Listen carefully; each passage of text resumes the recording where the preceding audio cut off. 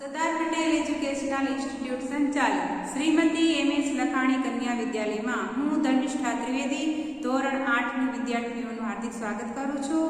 વિષય ગણિત પાઠ 8 રાશિઓની તુલના. આજે રાશિઓની તુલનામાં સ્વાધ્યાય 8.2માં પ્રશ્ન 6 વિશેની સમજૂતી મેળવીશું. તમે અગાઉ 1 થી 5 પ્રશ્નનો વિડીયો મેં તમને આપેલો છે, જે તમે શાંતિથી નિહાળેલો હશે. તો અત્યારે આપણે પ્રશ્ન 6 વિશેની સમજૂતી મેળવીએ. સૌપ્રથમ એમાં દરેક વિદ્યાર્થી મિત્રો પાઠ્યપુસ્તકમાં રકમ વાંચશે અને રકમની સમજૂતી મેળવશે. અત્યારે આપણે રકમ જોઈએ. વેચાણ દરમિયાન એક દુકાનમાં બધી વસ્તુઓમાં છાપેલી કિંમત પર 10% વળતર મળતું હતું. તો ગ્રાહકને એક જોડી જીન્સ રૂપિયા 1450 અને 2 શર્ટ દરેકના રૂપિયા 850ની છાપેલી કિંમત પર કેટલા રૂપિયા આપવા પડશે? અહીંયા એક દુકાનમાં જે કઈ વસ્તુ તમે ખરીદવા જાઓ છો એ વસ્તુ પર જે કિંમત લખેલી હોય, જે કિંમત છાપેલી હોય એના ઉપર 10% વળતર એટલે કે તમને છૂટ આપવામાં આવે છે. તો તમારે અહીંયા સૌથી પહેલા તો તમે કેટલા રૂપિયાની ખરીદી કરો છો એનું આપણે સાદું રૂપ આપી દઈએ. તો સૌથી પહેલા જોઈએ શું લીધેલું છે. એક જોડી જીન્સ એક જોડી જીન્સ કેટલા રૂપિયા છે? તો કે રૂપિયા 1450. પછી બીજું શું ખરીદેલું છે? તો કે અહીંયા 2 શર્ટ લીધા છે, દરેકના 850. દરેકના 850 એટલે એક શર્ટના 850 થાય. તો અહીંયા લખવાનું છે 2 શર્ટ લીધેલા છે, બરાબર? પરંતુ એક શર્ટના કેટલા છે? 850 રૂપિયા. તો 850 ગુણ્યા 2 કરો, કારણ કે 2 શર્ટ લીધેલા છે. 850 ગુણ્યા 2 એટલે કે એનો સરવાળો કરવાનો. ગુણાકાર કરી અને આ બેનો સરવાળો કરીએ. ચાલો 0 5 2 10 વધી ચડીએ 817. 1700 રૂપિયાના 2 શર્ટ થાય. કુલ ખરીદી કેટલી કરી? કુલ ખરીદી જો સરવાળો કરો 5 4 ને 7 11 વધી ચડી 1 1 2 3. કુલ કેટલા રૂપિયાની ખરીદી કરી? તો કે 3150 રૂપિયાની ખરીદી કરેલી છે. હવે જે વસ્તુ જે તમે ખરીદો છો, જે છાપેલી કિંમત છે એમાં તમારે સરવાળો કરતા 3150 રૂપિયા થશે. પરંતુ છાપેલી કિંમત પર કેટલા ટકા? 10% વળતર છે. તો આ લખવાનું 10% વળતર લખવાનું. કુલ ખરીદી ના 10% પરવાર. કુલ ખરીદી કેટલી છે? 3150. તો આ લખવાનું 3150 ગુણ્યા 10% છે. ટકા હોય એટલે હંમેશા છેદમાં શું આવશે? 100. છેદ ઉડાડો, 1 ઉપર 1 છેદમાં 1 બીજું. તો વળતર એટલે કે તમને જે છૂટ આપેલી હતી છાપેલી કિંમત પર વળતર કેટલું મળે છે? તમને 315 રૂપિયા. તમારે ખરેખર ચૂકવવાના કેટલા હતા? 3150. પરંતુ 10% છૂટ આપી એટલે કે હવે તમારે વળતર 315 નું મળવાનું છે. તો તમારે હવે શું આપવું જોઈએ? કેટલા રૂપિયા આપવા પડશે? તો એ લખવાનું ગ્રાહકની ચૂકવવી પડતી રકમ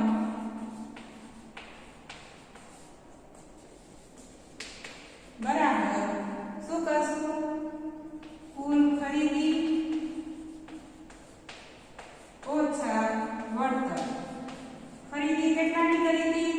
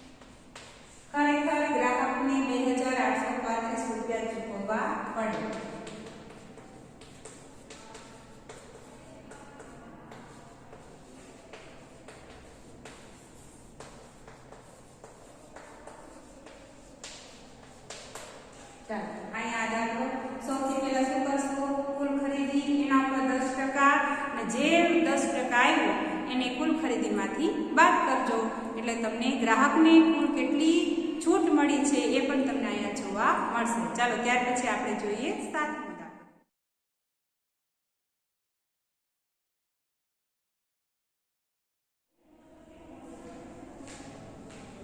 ચાલો વિદ્યાર્થી મિત્રો, હવે આપણે 7મો દાખલો રકમ વાંચીએ અને સમજીએ. ખરેખર તો રકમ જો તમને સમજાઈ જાય તો શું શોધવાનું છે તમને ખ્યાલ આવી જશે. તો અત્યારે આપણે 7મો દાખલો જોઈએ. દૂધવાળાએ પોતાની 2 ભેંસ રૂપિયા 20,000 વેચી. તો વેચી ભેંસના ભાવ 20,000. એક ભેંસના એક ભેંસ પર તેને 5% નફો અને બીજી ભેંસ પર 10% ખોટ ગઈ. તો સમગ્ર રીતે નફો કે ખોટ શોધો. અગાઉ તમને વીસીઆર અને ટીવી વાળો દાખલો શીખવાડ્યો તો એમાં ટીવી અને વીસીઆર માં પણ આ રીતે ખોટ અને નફો આપેલો હતો. એ જ રીતનો દાખલો છે, પરંતુ અહીંયા તમને મૂળ કિંમત શોધવાની કીધેલી છે. તો મૂળ કિંમત શોધતા પહેલા ભેંસની પેલા વેચાણ કિંમત કેટલી છે જોઈએ. 2 ભેંસની વેચાણ કિંમત વેચી એટલે વેચાણ કિંમત. તો કે 20,000 વત્તા 20,000, કારણ કે એક ભેંસના 20,000 છે, બે ભેંસના કેટલા થશે 40,000. આ શું આવ્યું? વેચાણ કિંમત. બરાબર. હવે આપણે મૂળ કિંમત એટલે કે ખરીદી કેટલામાં કરેલી હતી એ શોધવાની છે. જો તમને ખરીદી કેટલામાં કરેલી હોય એ ખબર હોય તો તમે વેચાણ કિંમત સાથે સરખાવી દો તો તમને ખ્યાલ આવે નફો થયો છે ખોટ. બરાબર. તો અહીંયા તમારે સૌથી પહેલા મૂળ કિંમત એટલે કે ખરીદ કિંમત તમારે શોધવાની થશે. પણ આમાં ક્યાંય તમને મૂળ કિંમત કે ખરીદ કિંમત કઈ આપેલું નથી. તો અગાઉ મેં તમને 8.2 માં પહેલો દાખલો નવા પગાર વાળો કે ભાઈ પગારમાં 10% વધારો થાય છે એવો એક દાખલો હતો. જો તમે સમજાઈશો તો એમાં મૂળ કિંમત આપેલી નહોતી, મૂળ પગાર આપેલો નહોતો. તો આપણે શું કર્યું હતું? ધાર્યું હતું. બરાબર. અહીંયા પણ આપણે મૂળ કિંમત એટલે કે ખરીદી આપેલી નથી તો અહીંયા પણ આપણે શું કરશું? ધારશું. બરાબર. તો લખીએ ધારો કે પેલા આપણે પ્રથમ ભેંસ ની ખરીદ કિંમત એના વિશે આપણે જોઈએ. તો લખીએ ધારો કે ખરીદ કિંમત 100. પેલી ભેંસમાં કેટલો નફો છે? તો એક ભેંસ પર તેને 5% નફો થયો. નફો હોય તો સરવાળો કરવાનો, બધાને ખબર જ છે વત્તા નફો 5%. બરાબર. 100 ના 5% કરો એટલે 5 રૂપિયા જ થાય. તો તમને હવે વેચાણ કિંમત કેટલી મળી? તો જી 105 રૂપિયા. 105 રૂપિયા વેચાણ કિંમત હોય ત્યારે ખરીદ કિંમત 100 રૂપિયા. અહીંયા તમને વેચાણ કિંમત ખબર જ છે, એક ભેંસની વેચાણ કિંમત 20,000 રૂપિયા છે. તો ત્રિરાશિ મૂકો છે. તો કે શું કરશું? તો કે 105 રૂપિયા વેચાણ કિંમત હોય ત્યારે ખરીદ કિંમત, તો 105 રૂપિયા ખરીદ કિંમત કેટલી છે? 100. ખરેખર વેચાણ કિંમત કેટલી છે? 20,000 રૂપિયા. 20,000 વેચાણ કિંમત હોય ત્યારે કેટલા? ત્રિરાશિ મૂકવાની હતી એટલે 20,000 ગુણ્યા 100. પ્રશ્ન છે એની સામે આવી ગયા શું? છેદમાં. અને 20,000 ગુણ્યા 100.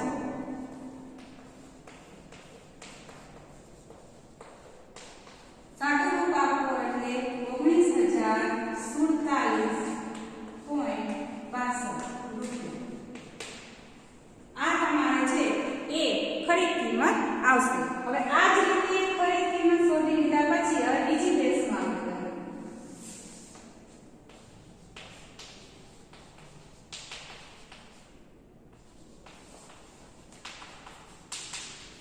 બીજી ભેંસની ખરીદ કિંમત આ રીતે જ કરવાની. ધારો કે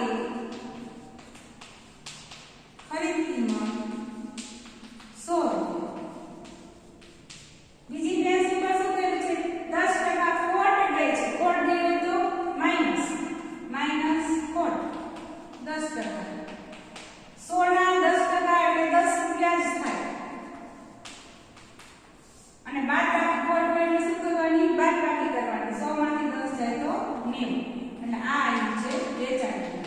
હવે લખવાનું વેચાણ કિંમત 90 હોય ત્યારે ખરીદ કિંમત કેટલી જોતી 100. ખરીદ કિંમત 100. ખરેખર વેચાણ કિંમત કેટલી છે એક કેસની? ખરેખર કેટલી છે 20,000 રૂપિયા. ત્રિરાશી મૂકો. પ્રશ્નાર્થ ચિહ્નની સામે 90 છે તો 90 ક્યાં આવશે છેદમાં. અને તમારે શું કરવાનું 20,000 ગુણ્યા 100. મીંડું ઉડાડો. સાદું રૂપ આપશો એટલે તમારે જવાબ આવશે 22,222.22. આ જે આવ્યું છે એ ખરીદ કિંમત છે. બંને ભેંસની ખરીદ કિંમત જે તમને શોધવાની કીધી હતી કે મૂળ કિંમત શોધો. બરાબર. હવે તમારે શું કરવાનું તો કે બંનેની ખરીદ કિંમત જો બંનેની વેચાણ કિંમત 40,000 થાય છે તો બંનેની ખરીદ કિંમત કેટલી થાય તો આ બંનેનો શું કરશો સરવાળો કરશો. બરાબર. તો હવે આપણે આનો સરવાળો કરીએ. ચલો આટલું અહીંયા અહીંથી પૂછું.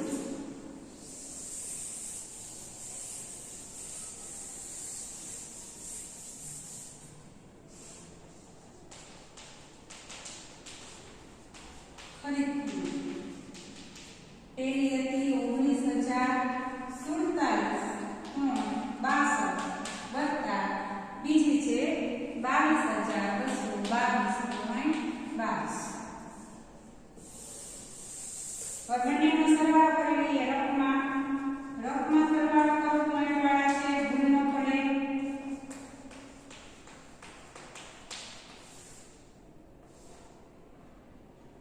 સરવાળો 2 ને 2 4 6 ને 2 8 7 ને 2 9 6 2 11 4 એટલે 41,269.84.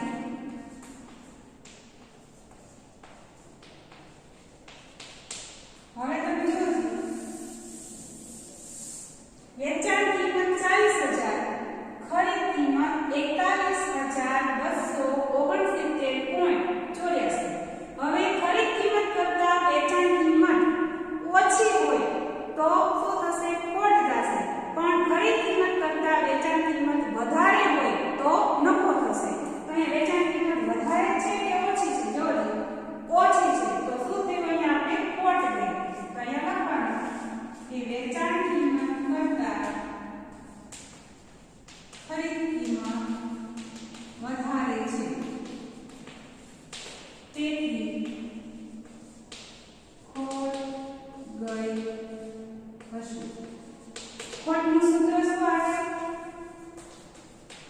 મોટી રકમ કઈ છે? ખરીદ કિંમતની એટલે ખરીદ કિંમત ઓછા વેચાણ કિંમત.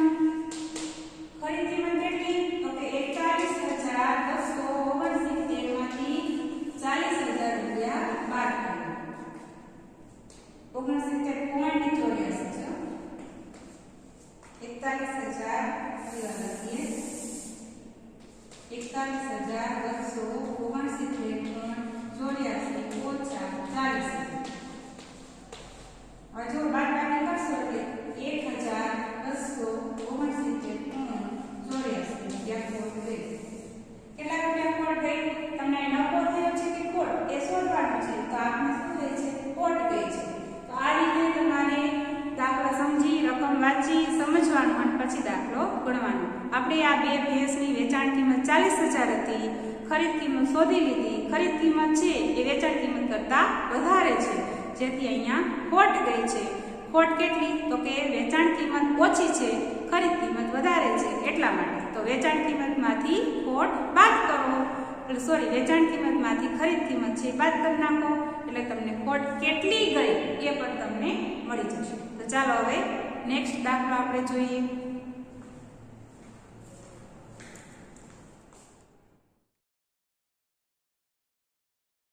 ચાલો હવે આપણે 8મો દાખલો જેમાં જીએસટી વાળો દાખલો છે. હંમેશા જે વેચાણ કિંમત હોય એના ઉપર જીએસટી લગાડવામાં આવે એટલે કે જીએસટી ઉમેરવામાં આવે છે. તો વેચાણ કિંમત હોય એના ઉપર જીએસટી ઉમેરવાનો એટલે કે સરવાળો કરવાનો. જેટલી વેચાણ કિંમત હોય એમાં પ્લસ કરી જીએસટી એમાં ઉમેરી દઈએ એટલે તમને કેટલા રૂપિયા ચૂકવવા પડે એ તમને ખ્યાલ આવશે. તો અહીંયા તમારે રકમ પહેલા વાંચો. એક ટીવીની કિંમત ₹13,000 છે, તેના પર 12% જીએસટી લગાડવામાં આવે છે. જો વિનોદને ટીવી ખરીદવું હોય તો તેણે કેટલી રકમ ચૂકવવી પડે? તો વેચાણ કિંમત તમને અહીં આપેલી છે. ટીવીની વેચાણ કિંમત ₹13,000 પ્લસ જીએસટી કેટલા ટકા છે? 12%.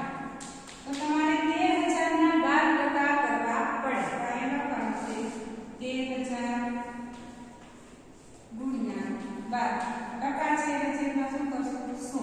મીંડું ઉડાડી દઈએ. 130 ગુણ્યા 12 કરો.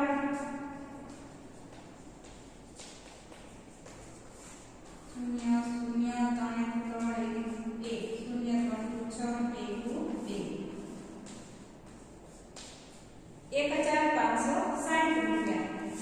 જીએસટી ની રકમ કેટલી આવે છે? 1,560 રૂપિયા તમારે જીએસટી આવે છે. તો કુલ કેટલા રૂપિયામાં ખરીદવું પડશે?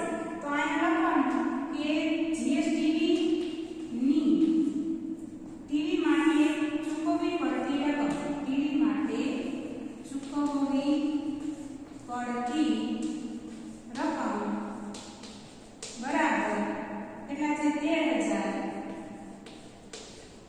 પ્લસ જીએસટી કેટલા આવ્યા? 1,560. સરવાળો કરો એટલે 14,560 રૂપિયા થાય. તો ટીવી માટે કેટલા રૂપિયા ચૂકવવા પડશે? 14,560. એ લખવાનું આમ ટીવી માટે રૂપિયા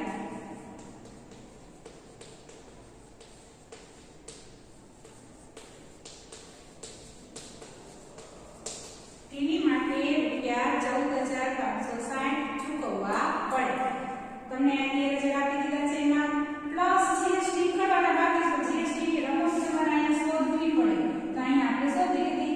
13,000 ના 12% કર્યા એટલે 1,560 જે તમારે 13,000 માં ઉમેરી દેવાનું. સાવ સિમ્પલ દાખલો તો વેચાણ કિંમત આપી હોય તો એમાં સીધું તમારે જીએસટી પ્લસ કરી દેવાનું ટકાવારી કરીને. તો ચાલો આ દાખલો અહીંયા પૂરો. હવે આપણે પછીનો દાખલો જોઈએ. રકમ વાંચીએ આપણે. અરુણે એક જોડી સ્કેટિંગ માટેના બૂટ 20% ના વળતર પર ખરીદ્યા. જો તેણે ₹1,600 આપ્યા હોય તો તેની છાપેલી કિંમત શોધો. એટલે કે અહીંયા તમને 20% વળતર સાથેની કિંમત આપી દીધી છે. અરુણને ખબર છે કે મને 20% છૂટ આપેલી છે રકમ ઉપર. જેટલા ટકા વેચાણ કિંમત હતી એના ઉપર 20% બાદ મળેલા છે. વળતર એટલે આપણે શું કહીએ? એ એક પ્રકારની ગ્રાહકને છૂટ આપેલી છે કે 20% ઓછા આપવાના છે. તો મૂળ કિંમત કંઈક હશે તો ખરા ને, છાપેલી કિંમત કંઈક હશે જે આપણને ખબર નથી. તો અગાઉ આપણે જે દાખલો શીખીએ છીએ એમ ધારવાનું. ધારો કે છાપેલી કિંમત, ધારો કે છાપેલી કિંમત ₹100, 20% વળતર આપેલું છે. તો વળતર એટલે બાદબાકી 20% વળતર બાદબાકી કરો. 100 ના 20% 20 રૂપિયા થાય. બાદબાકી કરશો તો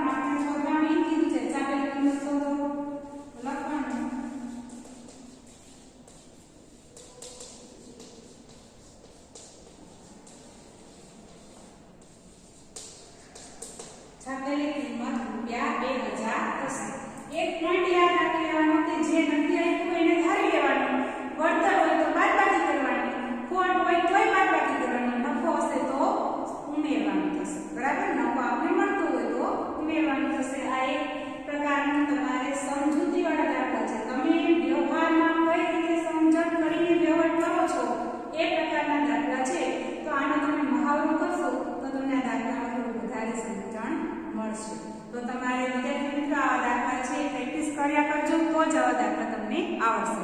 ચાલો છેલ્લો દાખલો ચાલો આપણે 10મો દાખલો રકમ સમજીએ.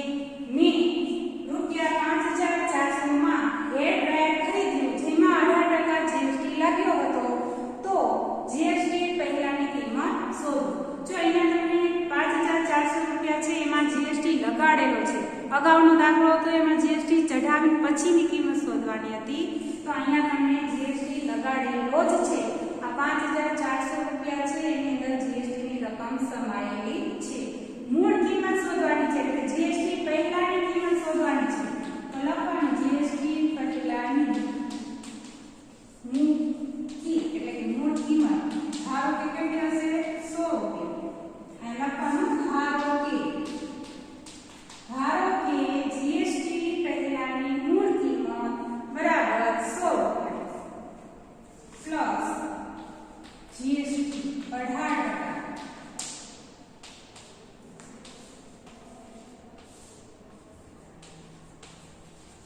તો આ જીએસટી પછીની કિંમત કેટલી થાય? જીએસટી પછીની વેચાણ કિંમત ₹118. હવે ₹118 હોય ત્યારે મૂળ કિંમત ₹100.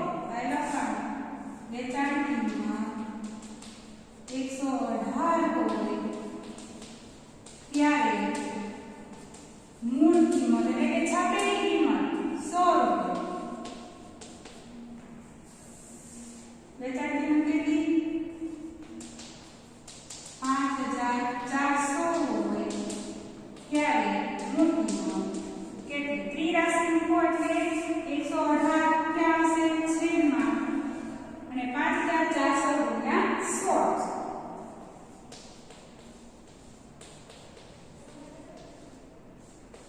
હવે આ ગણતરીમાં તમારે શું કરી નાખવાનું? સાદુરૂપ આપો એટલે 4,576.27 આવશે. સાદુરૂપ આપવાનું 5300 ગુણ્યા 100 કરો, 118 ભાગાકાર કરો એટલે તમારો જવાબ આવશે 4,576.27. શું શોધવાનું કીધું હતું? જીએસટી પહેલાની કિંમત. લખવાનું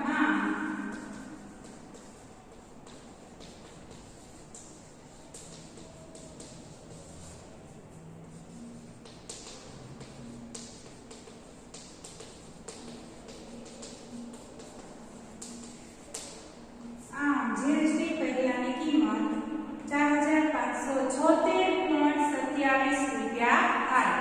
તો આ રીતે જીએસટી ની કિંમત આપણે કઈ રીતે મેળવવી, કઈ રીતે ઉમેરવી એ આપણે આ દાખલામાં શોધ્યું. હવે લાસ્ટ જે છેલ્લો દાખલો 11મો એ તમારે હોમવર્કમાં કરવાનો છે. અહીંયા સ્વાધ્યાય 8.2 આપણે પૂરું કરીએ છીએ. નવા તાસમાં આપણે 8.3 ભણીશું.